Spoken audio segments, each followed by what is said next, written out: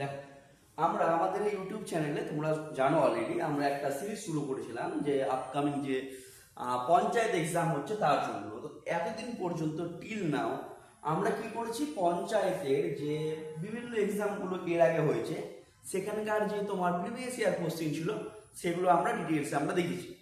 এবং আমরা এটাও বলেছিলাম যে পিআইকিউ গুলো দেখার পর যে টপিকগুলো মনে হবে যে এই টপিকগুলো থেকে বারবার তোমার কোশ্চেন আসছে, যেমন তোমার স্কিম হতে পারে বা ইকোনমির হলো কয়েকটা তোমার হলো টপিক হলো ছিল তোমার, সেই টপিকগুলোকে নিয়ে পরে আমরা আলাদা আলাদা করে টপিক ওয়াইজ ভিডিও বানাবো।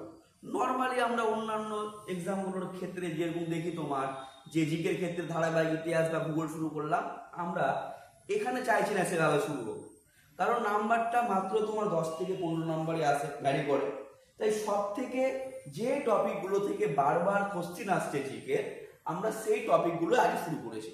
তো যেহেতু হলো পঞ্চায়েতের পরীক্ষা, তো আমরা প্রথম যে টপিকটাই শুরু করতে চাইছি সেটা হলো গ্রাম পঞ্চায়েত ও হলো পৌরসভা। আমরা যখন আমাদের পিআইকিউ করি তখন আমরা দেখেছিলাম যে এই টপিকটা থেকে বারবার আমরা কোশ্চিন পেয়েছি হলো, বিশেষ করে যদি আমরা পৌরসভাটাকে হাইলাইট করি তাহলে পঞ্চায়েত পঞ্চায়েত থেকে আমরা হলো সব থেকে বেশি কোশ্চিন পেয়েছি। তার জন্য আজকে আমরা যে ক্লাসটা নিয়ে এসেছি সেটা হলো পঞ্চায়েত। তো দেখো, পঞ্চায়েত সম্বন্ধে শুরু করার আগে ক্লাসটা যে আমরা কয়েকটা আগে হলো কোশ্চিন আমরা হলো আলোচনা করি যেগুলো থেকে আমাদের হলো পঞ্চায়েতের প্রবলেম হয়। প্রথম কথা যে আমরা সবাই জানি বা এটা একটা ইম্পর্টেন্ট কোশ্চিন যে পঞ্চায়েত ভারতীয় সংবিধানে কবে অ্যাড হয়। তো সবাই জানি আমরা 1992 সালের তোমার 73তম হলো অ্যামেন্ডমেন্টে পঞ্চায়েত ভারতীয় সংবিধানে হলো যুক্ত হয়। তাহলে প্রবলেম যে তার আগে যদি হলো 92 এর 73তম সংবিধান সংশোধনীর মাধ্যমে পঞ্চায়েত হলো অ্যাড হয়, তাহলে আমরা তো আবার এটাও করি যে 1959 সালে আমাদের রাজস্থানের একটা জেলা নাগর জেলায় প্রথম তোমার হলো পঞ্চায়েত ব্যবস্থা শুরু হয়।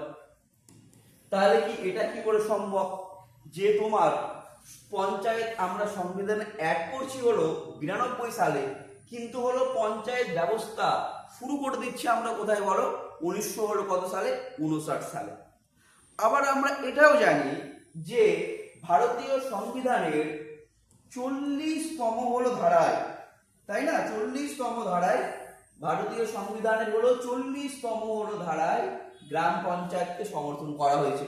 তাহলে এটা কেন, যদি আমরা বলি যে পঞ্চায়েত জিনিসটাই অ্যাড হলো 92 সালে 73তম অ্যামেন্ডমেন্টে, তাহলে 40তম ধারায় তাহলে তোমার কি করে তোমার হলো পঞ্চায়েত ব্যবস্থাটাকে সমর্থন করা হলো। আর যদি 40 নম্বর ধারায় পঞ্চায়েতটা থাকে, যদি 40 নম্বর ধারায় পঞ্চায়েতটা হলো থাকে, তাহলে তাহলে তোমার হলো 92 সাল পর্যন্ত কেন আসতে হলো, তাই না? বা এর আগে 1959 সালে ভারতবর্ষের তোমার রাজস্থানের নাগর জেলায় পঞ্চায়েত ব্যবস্থা শুরু হচ্ছে, তাহলে তার আগে কি তোমার পঞ্চায়েত ব্যবস্থা ছিল না? বা পঞ্চায়েত ব্যবস্থা না হোক লোকাল তোমার পৌরসভা বা স্থানীয় শাসন 1959 আগে ছিল না? ছিল না। যদি হলো না থাকে তাহলে আমরা লর্ড রিপনকে, যিনি ভারতের ভাইসরয় ছিলেন 1880 থেকে তোমার 84 সাল, তাকে আমরা স্থানীয় স্থানীয় শাসনের জনক কেন বলছি, বা father of local self government কেন আমরা বলছি তাকে বলো, লর্ড রিপনকে। যদি ভারতবর্ষে প্রথম পঞ্চায়েত ব্যবস্থা শুরু হয় 1959 সালে নাগর জেলায়, তাহলে আমরা কেন বললাম যে লর্ড রিপনকে father of local self government, কারণ তিনি ছিলেন 1880 থেকে 84 4 বছরের জন্য পদে। তাহলে তার আগে কি আমাদের পঞ্চায়েত বা মিউনিসিপ্যালিটির ব্যবস্থা কিছু ছিল না? আমরা তো এটাও জানি ভারতের প্রথম মিউনিসিপ্যালিটি ছিল তোমার ব্যবস্থা করা হয় 1687 সালে হলো কোথায় বলো, সেটা হলো তোমার তামিলনাড়ু হলো মাদ্রাজ। তাহলে এই যে এতগুলো প্রবলেম, এই প্রবলেমগুলো আমাদেরকে ধীরে ধীরে ধীরে ধীরে সলভ করতে হবে। দেখো, প্রথম যে কোশ্চেন যে পঞ্চায়েত ব্যবস্থার মেইন কাজটাকে, আমরা আগে এটা ভালো করে জানি যে ভাবো যদি তোমার বাড়ির আশেপাশে যদি তোমার ড্রেনের প্রবলেম থাকে, বা তোমার যদি বাড়ির যে তোমার রাস্তাটা সেটার যদি হলো প্রবলেম থাকে, তুমি কি প্রাইম মিনিস্টারকে ফোন করবে যে স্যার আমার হলো বাড়ির রাস্তা ভেঙে গেছে, বাড়ির আমার ড্রেনেজের প্রবলেম হচ্ছে, সেটা আপনি সলভ করে দিয়ে যান? না, তুমি হলো রাজ্য সরকারকে হলো ফোন করবে যে হলো যা আমাদের যিনি মুখ্যমন্ত্রী আছেন যে আমার বাড়ির পিছনে ড্রেনেজের সমস্যা। এটা কি সম্ভব? এটা সম্ভব না, তাই না? প্রাইম মিনিস্টার বা এখন তো কেন্দ্রীয় সরকার নিজের মতো বড় বড় বিষয় সামলাতে পারছে না, তো তোমার ছোট ছোট বিষয়গুলো কি আর দেখবে? তো পঞ্চায়েত বা স্থানীয় যে শাসন, তার মেন কাজ হলো তোমার যে তোমার আশেপাশে তোমার গ্রামের তোমার পাড়ার যে সমস্যা, সেই সমস্যাটাকে হলো সলভ করা।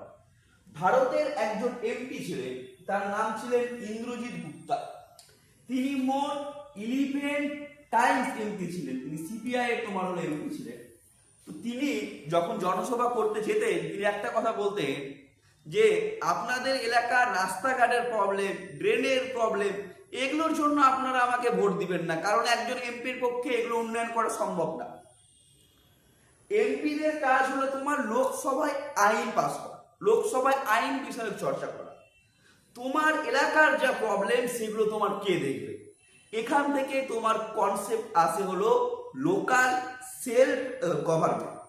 যদি আমরা একদম ইতিহাসে যাই, তাহলে লোকাল সেলফ গভর্নমেন্ট এইটা তোমার প্রথমে আমরা দেখতে পাই রোমান সাম্রাজ্যে মিউনিসিপ্যালিটি বলে আমরা পরিচয় পাই। ভারতবর্ষ আমরা হলো লোকাল সেলফ গভর্নমেন্টের মতো আমরা দেখতে পাই কোথায়? যখন আমরা মৌর্য সাম্রাজ্য হলো পাই, তাই না? যে আমাদের মৌর্য সাম্রাজ্যে মনে রাখবে, তোমরা জানো একজন ব্যক্তি ছিল গ্রিক পর্যটক, তার নাম ছিল কি বলো? মেগাস্থিনিস। এই মেগাস্থিনিসের যে তোমার ইন্ডিকা গ্রন্থে তোমার 6টা হলো তোমার পরিষদের আমরা কথা পাই, যেখানে 6টা পরিষদের টোটাল 5 জন করে মোট 30 জনের তোমার দায়িত্ব ছিল শহরকে তোমার পরিচালনা করা। তাহলে এগুলো আমরা কিন্তু প্রাচীন ভারতীয় সাম্রাজ্য বা রোমান সাম্রাজ্য আমরা কিন্তু পরিচিত হলো হচ্ছি বা আমরা জানি। প্রথম মডার্ন ভাবে জিনিসটা কোথায় আনা হয়, সেটা হলো তোমার ইউকে, ইউনাইটেড কিংডম বা ইংল্যান্ডে বা ব্রিটেনে 1835 সালে তোমার হলো আইনগতভাবে তোমার হলো জিনিসটা হলো চালু হচ্ছে, তাই না? এইবার আমি যেটা বললাম যে ভারতবর্ষে যখন ইংরেজরা আসলো, তাদের পক্ষে তো সম্ভব না যে গোটা দেশকে একভাবে তোমার কন্ট্রোল করছে, ওরা তো বাইরে থেকে এসছে। তার জন্য তারা কি করে, তারা হলো ছোট ছোট তোমার প্রথমে পৌরসভার কনসেপ্টটা আনে। প্রথম যেটা আমি বললাম, যেটা ভারতের প্রথম পৌরসভা, এইটা আমরা মনে রাখবো কত সালে? 1687 সালে। কোথায় হচ্ছে বলো? মাদ্রাসের হলো তামিলনাড়ুতে। বা তারপরে যেটা পরীক্ষার জন্য ইম্পর্টেন্ট, বিশেষ করে পশ্চিমবঙ্গের জন্য, যে ক্যালকাটা মিউনিসিপ্যালিটি যেটা আছে, সেইটা ফর্ম হচ্ছে কত সালে? 1726 সালে তোমার হলো ফর্ম হয় কোথায়? কলকাতা এবং হলো তোমার মুম্বাই। তাহলে পৌরসভা যদি বলে ভারতবর্ষে প্রথম, তাহলে কিন্তু মনে রাখবে 1687 সালে কোথায় হচ্ছে এটা? দক্ষিণ ভারতে হলো মাদ্রাসে, মানে আজকে যেটা তামিলনাড়ু আছে তারই আগের নাম ছিল মাদ্রাসে। সেখানে আমরা দেখতে পাচ্ছি হলো 1687 সালে আমরা প্রথম দেখতে পাচ্ছি কি বলো? প্রথম দেখতে পাচ্ছি হলো মাদ্রাসে হলো পৌরসভা। কলকাতায় দেখতে পাচ্ছি কোথায়? কলকাতা এবং মুম্বাইয়ে দেখতে পাচ্ছি হলো কত সালে? 1726 সালে আমরা দেখতে পাচ্ছি হলো কলকাতা এবং মুম্বাইয়ে আমরা 1726 সালে হলো পৌরসভা দেখতে পাচ্ছি। এইবার প্রশ্ন দাদা, যদি হলো ভারতবর্ষে মাদ্রাসে 87-তে হয়ে যায় পৌরসভা, বা কলকাতা এবং মুম্বাইয়ে 1726 সালে হয়ে যায়, তাহলে এই ভদ্রলোক যে নাম কি বলো তোমার? লর্ড রিপন, যাকে অনেকে বলা হয় ভারত বন্ধুও বলা হয়, লর্ড রিপন। তাহলে তিনি হলো ভারতের, লর্ড রিপন হলো ভারতের ভাইসরয় ছিলেন কত সালে?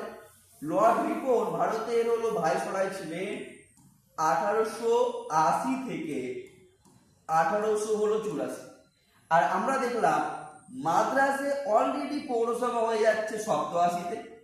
কলকাতা এবং মুম্বাই এখানে হচ্ছে আমাদের কত সালে বলো 1726-এ। তাহলে তাহলে 1880 থেকে 84-তে যিনি ভদ্রলোক আছেন লর্ড রিপন, তাকে আমরা কেন বলছি father of local self government? কারণ তার আগে যে 1687 হোক বা 1726 হোক, এখানে মাদ্রাস বা কলকাতা বা মুম্বাই মিউনিসিপ্যালিটি ফর্ম ভরেও মেইনলি ক্ষমতা থাকতো কার কাছে বলো? তোমার ব্রিটিশদের কাছে। ভারতীয়দের যারা তোমার প্রতিনিধি তারা হলো সেইভাবে হলো রাখা হতো না। প্রথম এই জিনিসটা চেঞ্জ করেন কে বলো? লর্ড রিপন। যে যদি এটার নামই হয় লোকাল সেলফ গভর্নমেন্ট, তাহলে যারা তোমার লোকাল এলাকার যারা তোমার জনপ্রতিনিধি, মানে অবশ্যই যারা ভারতীয়, তাহলে ভারতীয়দেরকে বেশি বেশি করে তোমার হলো পৌরসভায় তোমার হলো ইনক্লুড করা হোক। তাহলে এই জন্য আমরা কি বলি? লর্ড তোমার রিপনকে বলি হলো father of local self government. তাহলে প্রথম স্লাইড থেকে তো আমরা 3টা কোশ্চেন জেনে গেলাম। যে প্রথম হলো মাদ্রাসে 87-তে, এবং খুব ইম্পর্টেন্ট যেহেতু আমরা পশ্চিমবঙ্গে থাকি, যে ক্যালকাটা এবং মুম্বাইয়ে আমরা দেখতে পাচ্ছি কবে হচ্ছে বলো? 1726 সালে। আর father of local self government যাকে বলা হয় সেইটা হলো তোমার হলো লর্ড রিপনকে বলা হয় হলো father of local self government. এইবার কোশ্চেন, দাদা ভারত তো স্বাধীন হলো 47-এ, তো তার আগে আমরা দেখতে পাচ্ছি হলো পঞ্চায়েত বা পৌরসভা হলো ছিল। তাহলে এবং আমরা এটাও জানি যে ভারতীয় সংবিধান যে বিভিন্ন তোমার দেশে থেকে ভালো ভালো জিনিসগুলো তোমার গ্রহণ করে। তাহলে পঞ্চায়েত বা মিউনিসিপ্যালিটি এটা যদি এতটাই ভালো হয়, তাহলে ভারতীয় যে তোমার হলো সংবিধান সেখানে এটা কেন ইনক্লুড করা হলো না? কেন থাকতে হলো আমাদের? এর জন্য অপেক্ষা করতে হলো আমাদের হলো 1992 পর্যন্ত। কেন আমাদের অপেক্ষা করতে হলো যদি এটা এতই ভালো হয়? তো এখানে আমরা দেখব দুইজন ব্যক্তির মধ্যে দ্বন্দ্ব। একজন হলো বাবা সাহেব ভীমরাও আম্বেদকর এবং একজন হলো মহাত্মা গান্ধী, তাই না? দুইজনের মধ্যে আমরা দেখতে পাবো দ্বন্দ্ব, একটা আম্বেদকর এবং একটা হলো মহাত্মা গান্ধী। দেখো বর্তমানে আমাদের যে তোমার শাসন ব্যবস্থা সেটা তোমার পিরামিডে পড়বে। আমরা জানি যে সেন্টারে হলো কি আছে? একটা শক্তিশালী কেন্দ্রীয় সরকার থাকে। তারপরে তোমার কি আছে বলো? নিচে আছে যে রাজ্যগুলো আছে, সেখানে আছে রাজ্য সরকার, এবং একদম নিচে আমরা কি দেখতে পাই? পঞ্চায়েত বা মিউনিসিপ্যালিটি। তো বর্তমানে আমরা জানি যে আমাদের দেশের হলো ব্যবস্থা হলো কি বলো? স্ট্রং সেন্টার, মানে কেন্দ্রীয় শাসন ব্যবস্থাটা হলো শক্তিশালী সব থেকে। কেন্দ্রীয় সরকার যদি হলো চাই, তাহলে হলো যে কোনো তোমার হলো রাজ্যে কি দেখতে পাই আমরা বলো? আর্টিকেল 356 356 জারি করতে হলো পারে। কিন্তু মহাত্মা গান্ধীর যে ধারণা বা ফিলোসফি, তিনি একদম এর উল্টো চেয়েছিলেন। মহাত্মা গান্ধী বলতেন যে ভারতের যে শাসন ব্যবস্থা সেটা তোমার শুরু হোক গ্রাম থেকে। বর্তমানে আমরা জানি যে আমাদের দেশের সব থেকে শক্তিশালী হলো কেন্দ্র, তার থেকে একটু দুর্বল, অনেকটাই দুর্বল রাজ্য, এবং একদমই দুর্বল কে বলো? পঞ্চায়েত। কিন্তু গান্ধীর মতে, গান্ধী ফিলোসফিতে ছিল যে তিনি হলো স্বাধীনতার পর তিনি হলো প্রস্তাব দেন যে দেশের কেন্দ্রীয় সরকারকে শক্তিশালী করে লাভ নেই। শক্তিশালী করা হোক কাকে বলো? শক্তিশালী করা হোক গ্রামকে, তাই না? শক্তিশালী করা হোক তোমার হলো গ্রামকে। তিনি এটা কথা বলতেন, গ্রাম স্বরাজ, গ্রামকে স্বাধীনতা দেওয়া হোক। যারা গ্রামবাসী তারা তাদের মতো করে হলো আইন বানাক, তাদের মতো করে রুলস অ্যান্ড তোমার রেগুলেশন প্রত্যেকটা গ্রামবাসীকে তোমার দিয়ে দেওয়া হোক। কিন্তু স্বাভাবিক বলো, যখন স্বাধীনতা হয়নি তার আগে সবাই মহাত্মা গান্ধীর কথা শুনতো। এবার এরা এত স্বাধীনতা করে আন্দোলন করলো, যখন এদের ক্ষমতা দখলের টাইম, কেউ হলো প্রাইম মিনিস্টার হবে, কেউ রাষ্ট্রপতি হবে, কেউ তোমার অন্যান্য নানা মন্ত্রী হবে, তখন গান্ধীজি বলছে যে এগুলো দরকার নেই, সব ক্ষমতা দিয়ে দেওয়া কাকে বলো? গ্রামকে। তখন কি আর কেউ মানবে? এই জন্য না। যারা গান্ধীজির পিছনে এতদিন ধরে ঘুরতো, গান্ধী যখন এটা কনসেপ্ট দিল যে দরকার নেই প্রধানমন্ত্রী রাষ্ট্রপতির এত পাওয়ার, কিচ্ছু দরকার নেই, মেইন পাওয়ার দেওয়া হোক কাকে বলো? গ্রামকে, তখন আর কেউ তোমার গান্ধীজির কথা শুনলো না। এবং আর একটা কারণ ছিল, বি আর আম্বেদকর এটাকে সমর্থন করেনি। কেন?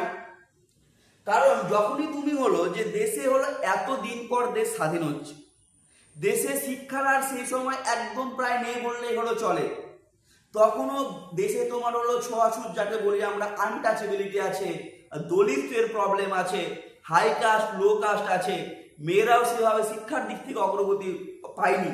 তো সেই সময় যদি হলো গ্রামের প্রত্যেকটা গ্রামকে দায়িত্ব দিয়ে দেওয়া হয় স্বাধীনভাবে, তাহলে কি হবে, যে কার সেই বি.আর. আম্বেদকরের মতে ধারণা ছিল যে প্রত্যেকটা গ্রামে যারা হলো তোমার উঁচু জাতি থাকবে, যারা হলো আর্থিক দিক থেকে তোমার হলো এগিয়ে থাকবে, তারাই সমস্ত হলো ক্ষমতাটা হলো কন্ট্রোল করবে।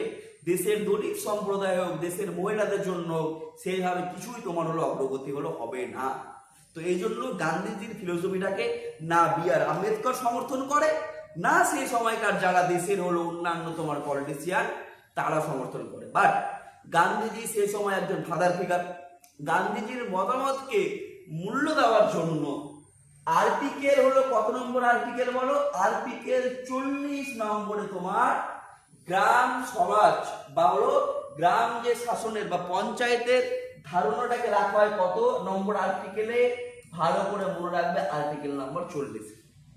এবার আমরা জানি যে ভারতীয় সংবিধানের পার্ট 3-তে 12 থেকে তোমার 35 নম্বরে আছিল তোমার হলো ফান্ডামেন্টাল রাইট বা তোমার হলো মৌলিক অধিকার। অর্থাৎ 12 থেকে 35 পর্যন্ত যা লেখা আছে আর্টিকেলে প্রত্যেকটা নাগরিকের তা প্রাপ্য, সরকার বা তোমার গভর্নমেন্ট সেইটা নাগরিককে দিতে বাধ্য। বাট তারপরে আমরা জানি যে আর্টিকেল 36 থেকে তোমার 51, এটা কার মধ্যে আছে বলো, ডিপিএসপি মানে ডাইরেক্টিভ প্রিন্সিপাল। এখানে যেগুলো আর্টিকেল আছে 36 থেকে 51, এগুলো তোমার বলা হয়েছে যে যখন সরকার মনে করবে দেশের মানুষ, তাই না, দেশের মানুষ এই আইনটাকে তোমার নিতে তোমার হলো জাগ্রত বলতে পারি, বা দেশের মানুষ তোমার ম্যাচিওর, বা সরকারও তোমার হলো স্টেবল থাকবে এই আর্টিকেল গুলোকে অ্যাপ্লাই করার জন্য। যেমন আর্টিকেল 44, তাই না, আর্টিকেল 44 আমাদের হলো সংবিধানে আগে থেকে ছিল, কিন্তু এটা সেইভাবে তোমার লাগু হলো হয়নি। আর্টিকেল 44 কি আছে, ইউনিফর্ম সিভিল কোড, কিন্তু বর্তমানে দেখছো যে বিভিন্ন তোমার রাজ্যে, উত্তরাখণ্ডে লাগু হচ্ছে, তোমার গুজরাটে বা পশ্চিমবঙ্গ বা আসামে বলা হচ্ছে হলো ইউনিভার্সাল সিভিল কোড তোমার অ্যাপ্লাই হবে।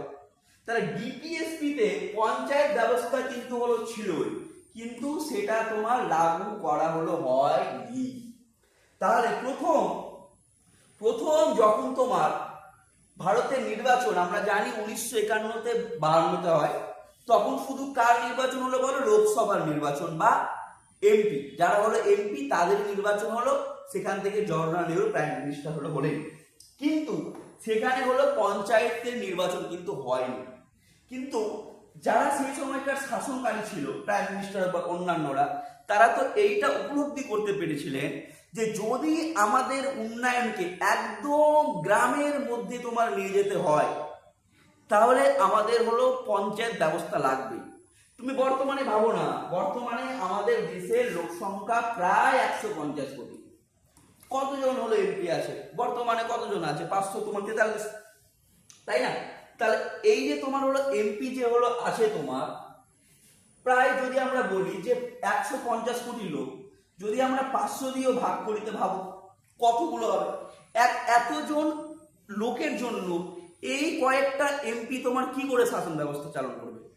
কোনোভাবেই তোমার হলো এটা তো কোনো দিক থেকে এটা পসিবল হলো না। তার মানে তোমার কাউকে তো লাগবেই যে তোমার গ্রামের জন্য বা যে তোমার পাড়ার জন্য তার দায়িত্ব থাকবে, তার অ্যাকাউন্টেবিলিটি থাকবে। এই জন্য সরকার কি করে, সরকার তোমার কমিটি গঠন করে। প্রথম যে কমিটি, যার নাম কি ছিল বলো, যার নাম ছিল তোমার মোস্ট ইম্পর্টেন্ট, 5 স্টার দিয়ে মনে রাখবে, বলবন্ত রায় মেহতা কমিটি। সালটা কত সালে, 1957 সালে তোমার বলবন্ত রায় মেহতা কমিটি হলো গঠন করা হয়, তাই না? এবং এই কমিটি কি করেন, এই কমিটি যে যা রিকমেন্ডেশন করেন তা হলো ক্ষমতার বিকেন্দ্রীকরণ। ক্ষমতাটা যতটা সম্ভব সেটা হলো সাধারণ মানুষের কাছে বিলিয়ে দেওয়া হয়। এই জন্য তিনি কি বলেন, তিনি হলো ত্রিস্তরীয় পঞ্চায়েত ব্যবস্থার কথা বলেন। একদম তোমার বেসিকে তোমার যে গ্রাম, সেখানে কি থাকবে, সেখানে থাকবে হলো গ্রামে, একদম যেটা গ্রামে থাকবে তোমার হলো গ্রাম পঞ্চায়েত।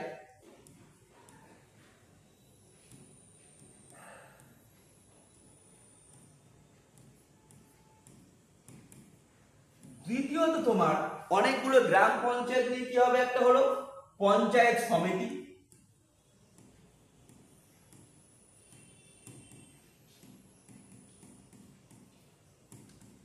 এবং 3 নম্বরে সব থেকে যেটা ইম্পর্টেন্ট, সবার উপরে কি থাকবে বলো, জেলা পরিষদ। তাই না? এই যে 3 ধরনের কথা তিনি রেকমেন্ডেশন করেন, এবং এই যে তিনি রেকমেন্ডেশন করলেন, এখান থেকে অনুপ্রাণিত হয়ে ভারতের তোমার ভারতের যে প্রথম আমরা দেখতে পাই পঞ্চায়েত ব্যবস্থা শুরু হচ্ছে কত সালে, 1959 সালে। রাজ্য কি বলো, রাজ্যের নাম হলো তোমার রাজস্থান। কোন তোমার ডিস্ট্রিক্ট বলো, রাজস্থানের তোমার নাগর ডিস্ট্রিক্টে 1959 সালে তোমার অক্টোবর মাসের কয় তারিখে, 2 তারিখে, তাই না, মহাত্মা গান্ধীর জন্মদিন। সেই দিনটাকে তোমার হলো অনুপ্রাণিত হয়ে তোমার সেই দিনটাকে সেলিব্রেট করে তোমার পঞ্চায়েত ব্যবস্থা প্রথম শুরু হচ্ছে কত সালে বলো, তোমার 1959 সালে। কোন গ্রামে বলো, বা কোন দেখতে পাচ্ছি আমরা, রাজস্থানের একটা ডিস্ট্রিক্ট যার নাম হলো নাগর।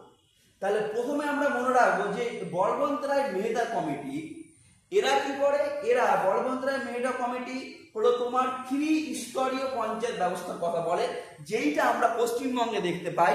সবার নিচে হলো গ্রাম, তাই না, সবার নিচে হলো গ্রাম পঞ্চায়েত, তার উপরে হলো পঞ্চায়েত সমিতি, এবং সবার উপরে আমরা দেখতে পাচ্ছি হলো জেলা পরিষদ।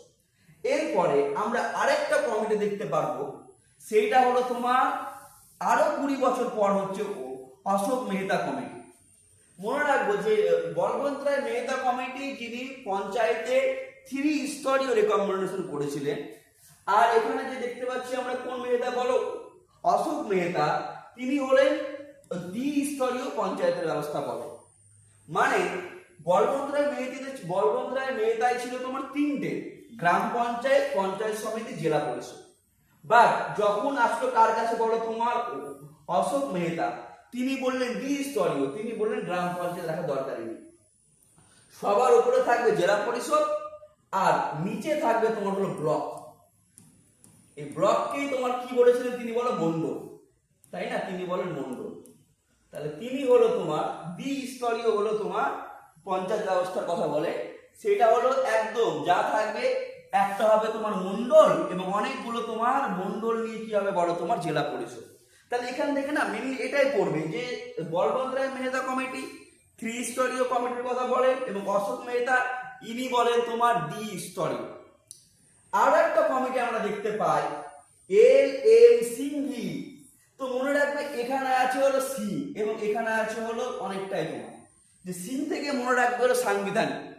যে তুমি তো বলে দিচ্ছ যে পঞ্চায়েত ব্যবস্থা থাকবে 30 স্তরীয় থাকবে, এটা 2 স্তরীয় থাকবে, বাট যতক্ষণ না সেটা সাংবিধানিক প্রাধান্য পাচ্ছে ততক্ষণ সেটা হলো ঠিকমতো পরিচালনা হবে না।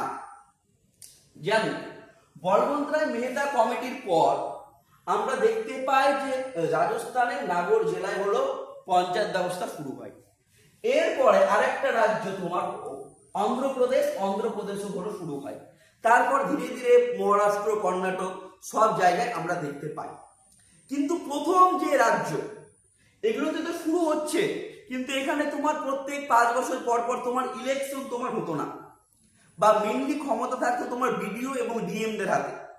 প্রথম যে রাজ্যে পঞ্চায়েত ব্যবস্থা ঠিকঠাক করে চালু হলো সেইটা হলো আমাদের ওয়েস্ট বেঙ্গলে। প্রথম যখন তোমার কমিউনিস্ট পার্টি সিপিএম তোমার 1977-এ ক্ষমতায় আসলো, প্রথম তোমার ওয়েস্ট বেঙ্গলে একদম ফুললি কমপ্লিটলি ভাবে তোমার 3 স্তরীয় যে পঞ্চায়েত ব্যবস্থা শুরু হলো, সেটা হলো আমাদের ওয়েস্ট বেঙ্গল। বাকিগুলোতে কি প্রবলেম ছিল, যেহেতু তোমার সাংবিধানিক মর্যাদা তোমার নেই, যেহেতু সাংবিধানিক মর্যাদা আমার দেওয়া নেই, তো প্রত্যেক বছর বছর ইলেকশন হতো না, 5 বছর পর পর। ক্ষমতা থাকতো কার কাছে, যারা ছিল অ্যাডমিনিস্ট্রেটিভ, মানে তোমার বিডিও বা তোমার ডিএম এর হাতে। তো এই সমস্যার সমাধান করার জন্য LM সিংঘি তিনি বলেন পঞ্চায়েতকে তোমার সাংবিধানিক হলো স্বীকৃতি দেওয়া লাগবে। তো এখানে আছে সিংভি এবং এখানে আছে, এখান থেকে মনে রাখবে অনেকটা না উচ্চারণটা একই আছে, সিংভি এবং হলো সাংবিধানিক। আচ্ছা, এখানে আর একটা কমিটি দেওয়া নেই, কিন্তু আমি একটু হলো বলছি তোমার গ্যাটগিল কমিটি। আচ্ছা, যদি কোশ্চিন আসে যে পঞ্চায়েত ব্যবস্থা, এটাও কোশ্চিন আসে যে পঞ্চায়েত ব্যবস্থায় মহিলাদের যে সংরক্ষণ, আমরা জানি বর্তমানে পঞ্চায়েত ব্যবস্থায় আমরা বর্তমানে পঞ্চায়েতে আর্টিকেল নম্বর 243-এর ডি নম্বর আর্টিকেল অনুসারে গোটা দেশের জন্য পঞ্চায়েত ব্যবস্থায় হলো মহিলাদের জন্য 1/3 অংশ তোমার কি দেওয়া হয়েছে বলো, সংরক্ষণ দেওয়া হয়েছে। এবং কিছু কিছু রাজ্য যেগুলো তোমার পশ্চিমবঙ্গ, বিহার, এখানে পশ্চিমবঙ্গে 2013 সালে মহিলাদের জন্য 50% সংরক্ষণ দেওয়া হয়। তো মনে রাখবে যে কোন কমিটি মহিলাদের জন্য সংরক্ষণের কথা বলেন। তো দুটো কমিটি একটা আছে, একটা কমিটির তোমার নাম হয় থুঙ্গন, ভালো করে শুনবে, একটা কমিটির নাম হয় তোমার থুঙ্গন, এবং যেটা আছে তোমার গ্যাটগিল। থুঙ্গন কমিটি প্রথম মহিলাদের জন্য সংরক্ষণের কথা বলে, বাট গ্যাটগিল কমিটি সেটা একদম ডাইরেক্টলি যে মহিলাদের জন্য 1/3 অংশ হলো সংরক্ষণের কথা বলে। তাহলে 5টা আমরা কমিটি করলাম, যে বলবন্ত রায় মেহতা কমিটি প্রথম কমিটি, তিনি বলেন 3 স্তরীয়। সেকেন্ড করলাম অশোক মেহতা, ইনি হলেন কি দিয়েছিলেন তোমার 2 স্তরীয়। এলএন সিংভি, ইনি কি বললেন, সিং থেকে মনে রাখবে সাংবিধানিক। এবং গ্যাটগিল কমিটি, মনে রাখবে গ্যাটগিল কমিটি কি বলে, মহিলাদের জন্য সংরক্ষণের কথা বলে। চলো, এই যে মহিলাদের জন্য যে সংবিধানের কথা বললো, তারপরেই আমরা দেখতে পাই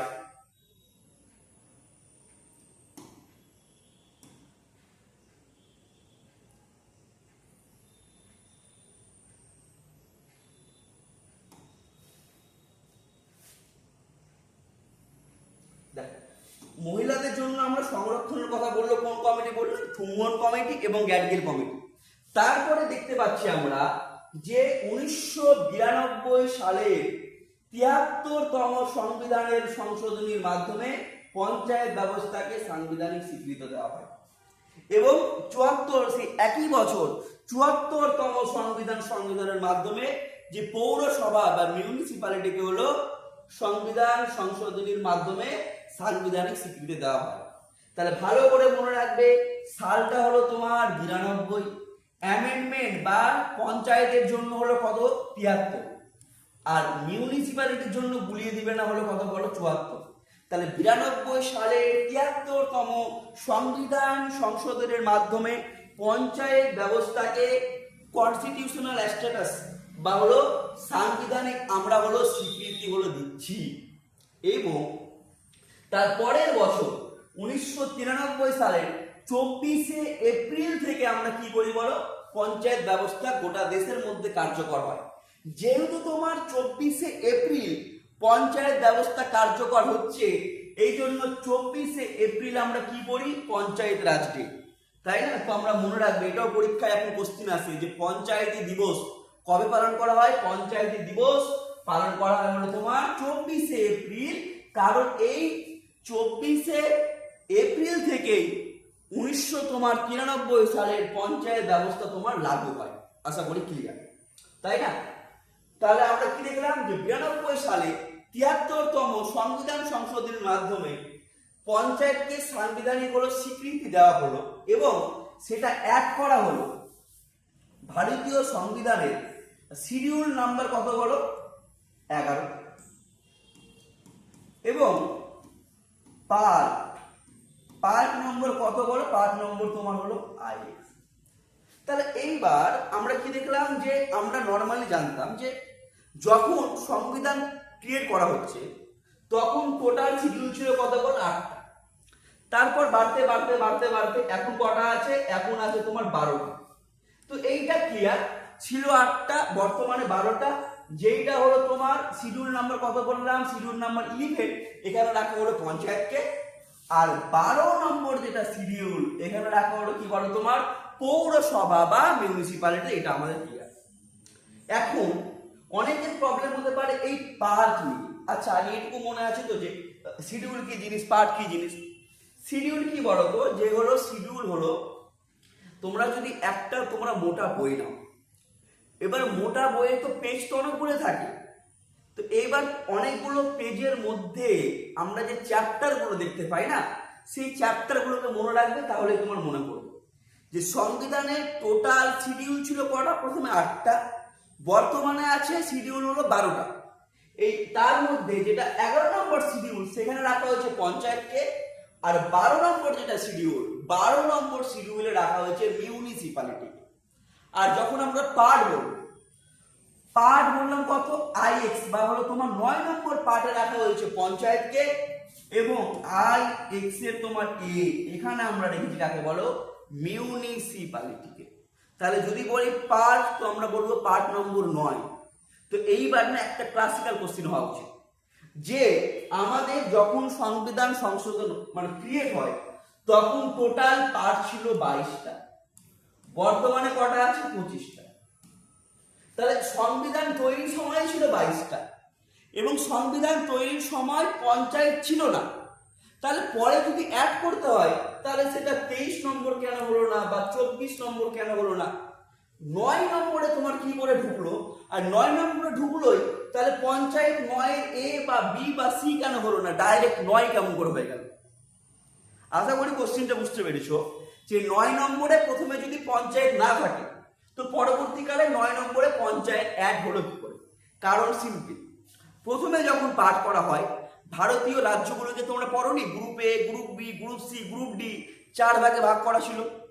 1956 সালে এই যে স্টেট রিফরমেশনের মাধ্যমে যে এ বি সি ডি এই 4 প্রকার রাজ্যই তোমার হলো তুলে দেওয়া হয়। 9 নম্বর যেটা পার্ট, সেটা পড়ে যায় ফাঁকা বা ভ্যাকেন্ট। এই জন্য 92 সালে অন্য কোনো পার্ট না ক্রিয়েট করে 9 নম্বর পার্ট যেটা ফাঁকা ছিল, সেই 9 নম্বরে ঢুকিয়ে দেওয়া হয় হলো পঞ্চায়েত, এবং 9 এতে হলো মিউনিসিপ্যালিটি। এটা গেল। এইবার হলো আর্টিকেল। ভালো করে আমরা মনে রাখবো যে বর্তমানে পঞ্চায়েতের যে আর্টিকেল গুলো আছে, সেটা শুরু হয় তোমার কত নম্বর আর্টিকেল? 243 থেকে শুরু হয়, শেষ হয় কত বলো? 243 এর ও। ভালো করে মনে রাখবে। আর তারপর 243 এর পি থেকে শুরু হয় মিউনিসিপ্যালিটি। তো একটা জিনিস মনে রাখবে, তোমার পঞ্চায়েত, পি ফর পঞ্চায়েত, এবং পঞ্চায়েত ব্যবস্থাটা পি এর আগেই শেষ হয়ে যাচ্ছে। এ থেকে শুরু হয়, এ বি সি ডি করতে করতে তোমার ও পর্যন্ত তোমার পঞ্চায়েত যে ব্যবস্থা আছে, ও একদম হলো কোথায় বললাম? ও পর্যন্ত পঞ্চায়েতের হলো আর্টিকেল গুলো আছে। তারপর পি থেকে শুরু হয় হলো মিউনিসিপ্যালিটি। যেমন আর্টিকেল নম্বর এ, খুবই ইম্পর্টেন্ট। আর্টিকেল নম্বর এ তে কি উল্লেখ করা আছে? আর্টিকেল নম্বর এ তে উল্লেখ করা আছে গ্রাম সভা। গ্রাম সভাটা কি জিনিস? গ্রাম সভা মনে করতে পারো যে একটা গ্রামে যতজন লোক যাদের তোমার ভোটার লিস্টের নাম আছে, তারা প্রত্যেক বছরে 2 বার করে তোমার হলো মিটিং করবে যে পঞ্চায়েতে কি কি উন্নয়ন লাগবে, বা তোমার গ্রামে কি কি লাগবে, গ্রামে কি কি অভিযোগ, তাই না? পঞ্চায়েতের একটা গ্রামের যতজন লোকের নাম ভোটার লিস্টে আছে, তারা একটা গ্রামের মধ্যে তোমার সভা করবে প্রত্যেক বছরে 2 বার। একে আমরা বলছি হলো গ্রাম সভা। বি নম্বরে কি আছে? বি নম্বর থেকে মনে রাখবে, বি ফর বোর্ড, মানে তোমার বোর্ড গঠন করা। তো এখানে পঞ্চায়েতের তোমার হলো কনস্টিটিউশনের তোমার কথা বলা হচ্ছে কোথায় বলো? তোমার বি নম্বরে। যেমন তোমার ডি নম্বরটা খুব ইম্পর্টেন্ট। ডি নম্বরে কি আছে? রিজার্ভেশন বা সংরক্ষণ, এসটি এসসি ওবিসিদের জন্য সংরক্ষণ। মনে রাখবে পঞ্চায়েত ব্যবস্থায় গোটা দেশের জন্য সংরক্ষণ আছে হলো 3 ভাগের 1 ভাগ। বাট পশ্চিমবঙ্গে প্রায় না, 2013 সালে পশ্চিমবঙ্গে মহিলাদের জন্য হলো পঞ্চায়েতে 50% হলো সংরক্ষণ দেওয়া হয়। কিন্তু দুর্ভাগ্য জিনিস, মহিলাদের জন্য সংরক্ষণ দেওয়া হলো, যারা হলো আগের বার ভোটে জিতে পরের বার যখন দেখে সেটা মহিলাদের জন্য ভ্যাকেন্ট আছে, তারা সেই পার্টিরই অন্য কোনো যারা নেত্রী তাদেরকে না দিয়ে বেশিরভাগ ক্ষেত্রে দেখবে তাদের যে ওয়াইফ তাদেরকে ভোটে জিতায় এবং উল্টো দিক থেকে ক্ষমতাটা নিজেই ভোগ করে। যেমন আমরা ওই পঞ্চায়েত সিনেমাটায় দেখি যে প্রধান তো মহিলা, কিন্তু ক্ষমতা প্রধানজি কাকে বলা হয়? প্রধানজি বলা হয় যিনি ছিলেন হলো মেন, ওই ভদ্র মহিলার যিনি হাজবেন্ড, তার এত ক্ষমতা থাকে। তো কি বললাম, ডিতে কি আছে? ডিতে আমরা দেখতে পাই হলো তোমার রিজার্ভেশন, আমরা দেখতে পাই কত বড় ডিতে। তো এরকম মোট টোটাল এ থেকে শুরু করে ও পর্যন্ত হলো আর্টিকেল তোমার আছে। কে নম্বর আর্টিকেলটা মনে রাখবে, কে ফর তোমার ক্রান্তি। এবার ভারতবর্ষের ডেমোক্রেসিতে ক্রান্তি কখন হয়? ক্রান্তি তখনই হয় যখন তোমার দেশে কি হয়, যখন দেশে হলো তোমার ইলেকশন হয়। তো কে নম্বর আর্টিকেলটা ইম্পর্টেন্ট। কে ফর কি বলো? কে ফর হলো তোমার ক্রান্তি। তো ভালো করে এই কয়েকটা আর্টিকেল আছে এ বি ডি এবং হলো কে, এটা দেখে রাখবে। আইটাও তোমার দেখতে পারো। আই মানে কি বলো? আই মানে ইনকাম। আই থেকে সব থেকে যেটা সোজা শব্দ আছে ইনকাম। ইনকাম থেকে মনে রাখতে পারবে যে আই নম্বরে কোন কার কথা বলা আছে? ফিনান্সের কথা। পঞ্চায়েত থেকে টাকা পয়সা কে দিবে? পঞ্চায়েত টাকা পয়সা কোথা থেকে রোজগার করবে? তো দেখবে পঞ্চায়েতের আমরা জানি যে তার নিজস্ব কিছু টাকা পয়সা তো ব্যবস্থা আছে। টাকা পয়সা হলো তোমার যেমন তোমার কিছু কিছু ট্যাক্স আছে। যেমন তোমরা যদি হলো পঞ্চায়েতে যদি তোমরা হলো ইনকাম সার্টিফিকেট তুলতে চাও, তো তোমাদেরকে বলে যে তোমরা কি চৌকিদারি ট্যাক্স দিয়েছো সেটা দেখো, বা স্থানীয় যে তোমার বাজার হয় সেখান থেকেও হলো পঞ্চায়েত ট্যাক্স পাই, কিন্তু সেই ট্যাক্সের পরিমাণ খুবই কম। 90 থেকে 95% পঞ্চায়েতের যে মেনলি ইনকাম সেইটা আসে কোথা থেকে? সেইটা আসে হলো তোমার কেন্দ্রীয় সরকার বা রাজ্য সরকার থেকে। যেমন বর্তমানে যে পশ্চিমবঙ্গে যে তোমার আগে যেটা ছিল নাম মনরেগা, বা যাকে আমরা 100 দিনের কাজ বলতাম, যার নাম হয়েছে এখন ভিবিজি রামজি, যেইটাতে কাজ হচ্ছে 125 দিনে, তার যে টাকা সেই টাকাটা কে দিবে? কেন্দ্রীয় সরকার। তো মেনলি পঞ্চায়েতের যে ফোর্স সেইটা কোনটা? সেইটা আমার কেন্দ্রীয় সরকার বা রাজ্য সরকার। এবং একটু এটাও দেখে নিও তো যে পঞ্চায়েতের মোট হলো 29টি কার্যকর বিষয়ের কথা বলা হয়েছে। যেমন তোমার কৃষিকাজের সমস্যা বলো বা ভূমি সংস্কার। পঞ্চায়েত ব্যবস্থার সব থেকে তোমার অন্যতম যেটা হলো ভূমি হলো কি বলো? সংস্কার। তো আমরা সবাই জানি পশ্চিমবঙ্গে সিপিআইএম যখন 1977 সালে ক্ষমতায় আসার পর ত্রিস্তরীয় যে পঞ্চায়েত ব্যবস্থা করে, জেলা পরিষদ, গ্রাম পঞ্চায়েত, তাই না, পঞ্চায়েত সমিতি, আর তার 1 বছর পরে পঞ্চায়েতের মাধ্যমে 78 সালে তোমার পশ্চিমবঙ্গে ভূমি সংস্কার হয়। এটাও ইম্পর্টেন্ট। পশ্চিমবঙ্গে ভূমি সংস্কার কবে হয়েছিল? 1978 সালে। আচ্ছা, এগুলো তো আমরা পড়লাম। আচ্ছা, এই দেখি আমরা একটু লাস্ট এই টপিকটা দেখে আসবো। আমরা না এতক্ষণ ধরে তো তাই বললাম যে পশ্চিমবঙ্গে মোট কয় ধরনের পঞ্চায়েত ব্যবস্থা আছে? 3 ধরনের: গ্রাম পঞ্চায়েত, পঞ্চায়েত সমিতি, জেলা পরিষদ। একটু আমরা জানি যে পশ্চিমবঙ্গের মোট জেলা কটি আছে বলো? এখন হলো 23টা হলো জেলা। তার মধ্যে 22টা জেলায় আমরা জেলা পরিষদ দেখতে পাই। শুধুমাত্র একটা বাদে, সেটা হলো দার্জিলিং। সেখানে দার্জিলিং এ মেনলি আমরা শিলিগুড়িতে মহকুমা পরিষদ, এবং যেটা পাহাড়ি এলাকা সেখানে আমরা দেখতে পাই জিটিএ, গোর্খা টেরিটোরিয়াল অ্যাক্ট। তাহলে জেলা পরিষদ সব থেকে ইজি। টোটাল জেলা আছে আমাদের 23টা, এবং তার মধ্যে জেলা পরিষদ দেখতে পাচ্ছি আমরা কতগুলোতে বলো তোমার হলো? টোটাল আমাদের জেলা আছে 23টা। আমরা জেলা পরিষদ আমরা দেখতে পাচ্ছি কতগুলো জেলায়? 22টা হলো জেলায় আমরা দেখতে পাচ্ছি। পঞ্চায়েত সমিতি পশ্চিমবঙ্গে মোট আছে এখন 300 কতগুলো বলো? মনে রাখবো, পঞ্চায়েত সমিতি পশ্চিমবঙ্গে এখন আছে হলো 341টা। আর গ্রাম পঞ্চায়েত এইটা প্রায় আছে 3900 হলো 33টার কাছাকাছি। তো আমরা মনে রাখবো, যদি এগুলো নাও মনে রাখে কমপক্ষে এইটা তো মনে রাখতে হবে যে জেলা পরিষদ কটা আছে? 22টা। পঞ্চায়েত সমিতি যেটা মাঝে, সেইটা আছে 341টা, আর গ্রাম পঞ্চায়েত সেইটা আছে 3933টা। তাই না? মনে রাখবে, যখন আমরা পঞ্চায়েতে ভোট দিই তখন তো আমরা 3বার ভোট দিতে হয়। একবার হলো গ্রাম পঞ্চায়েতকে, তারপর পঞ্চায়েত সমিতিকে, তারপর জেলা পরিষদকে। গ্রাম পঞ্চায়েতের যিনি হেড হন তিনি কে হন বলো? প্রধান, তাই না? গ্রাম পঞ্চায়েতের যিনি হলো হেড হন তিনি কে হন? তিনি তো প্রধান হন। পঞ্চায়েত সমিতির যিনি হলো হেড হন তাকে আমরা কি বলি? সভাপতি। জেলা পরিষদের যিনি হেড হন তাকে আমরা কি বলি? সভাপতি। তাহলে গ্রাম পঞ্চায়েতের হলো প্রধান, পঞ্চায়েত সমিতির যিনি হেড হন তাকে আমরা বলছি সভাপতি, জেলা পরিষদের যিনি হেড হন তাকে আমরা বলি সভাধিপতি। আচ্ছা, এইবার গ্রাম পঞ্চায়েত, পঞ্চায়েত সমিতি বা জেলা পরিষদের প্রধান, সভাপতি বা সভাধিপতি এরা তো হলো সাধারণ মানুষের দ্বারা নির্বাচিত হলো, তাই না? উল্টো দিক থেকে মানে যারা হলো অ্যাডমিনিস্ট্রেটিভ পদ থেকে গ্রাম পঞ্চায়েতের জন্য কে আছে, পঞ্চায়েত সমিতির জন্য কে আছে, জেলা পরিষদের জন্য। তো আমরা দেখেছিলাম সিরিজটা সেক্রেটারি। গ্রাম পঞ্চায়েতের জন্য সরকারি থেকে কে আসে বলো? তোমার সেক্রেটারি। পঞ্চায়েত সমিতিতে অ্যাডমিনিস্ট্রেটিভ ক্ষমতা কার কাছে থাকে বলো? বিডিওর কাছে।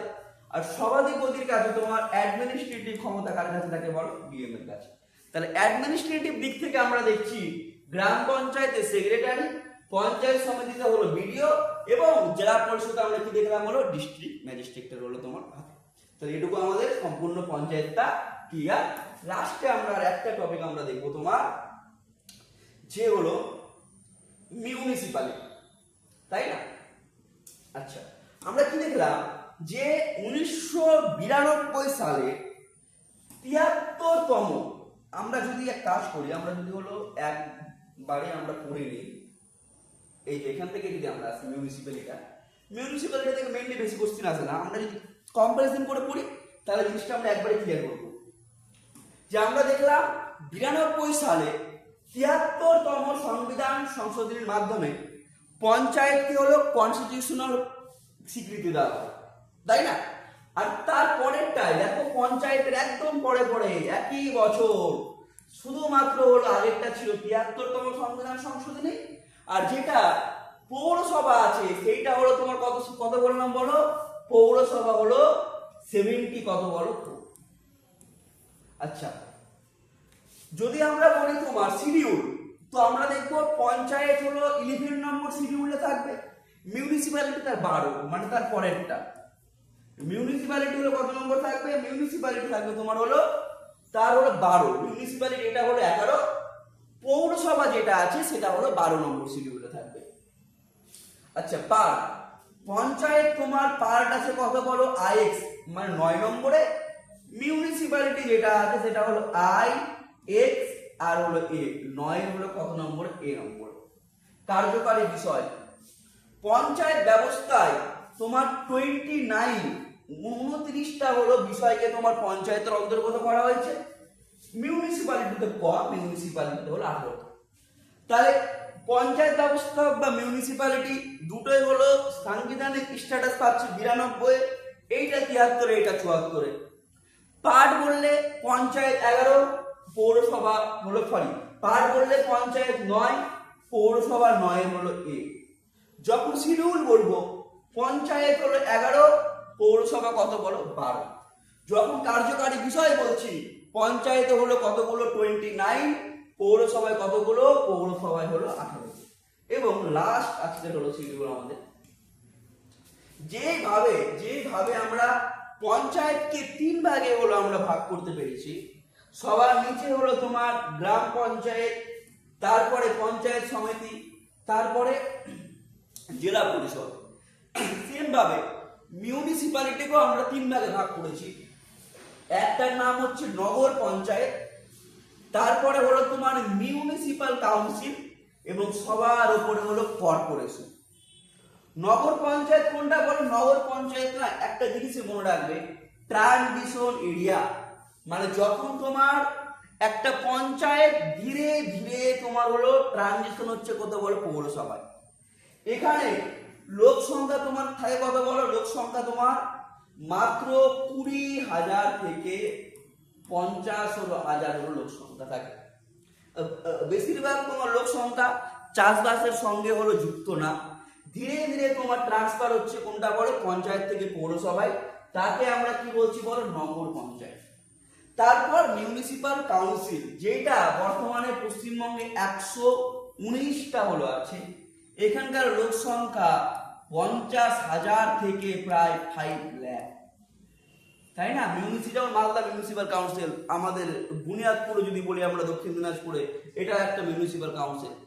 এবং যেগুলো একদম বড়, যেখানকার লোক সংখ্যা 5 লাখেরও হলো বেশি, সেখানে ফর্ম হচ্ছে তোমার পৌর নিগম বা কর্পোরেশন। বর্তমানে টোটাল আমাদের হলো কতগুলো কর্পোরেশন আছে? 7টা। সব থেকে যেটা বড় যেমন হলো ক্যালকাটা কর্পোরেশন বা হাওড়া কর্পোরেশন বা বিধাননগর কর্পোরেশন, এরকম টোটাল কতগুলো আছে? টোটাল আমাদের 7। তাহলে এই ছিল আমাদের আজকের ক্লাস, পঞ্চায়েত এবং পৌরসভা। আশা করি এর বাইরে তোমাদের কিছু আসবে না, তোমরা যদি ভালো করে ক্লাসটা ফলো করো। কোথাও প্রবলেম হলে জানাবে, এবং নেক্সট ক্লাস তোমরা হলো কোন টপিকের ওপর চাইছো সেটাও তোমরা কমেন্টে হলো করতে পারো। তো আজকের মতো এখানেই, ধন্যবাদ।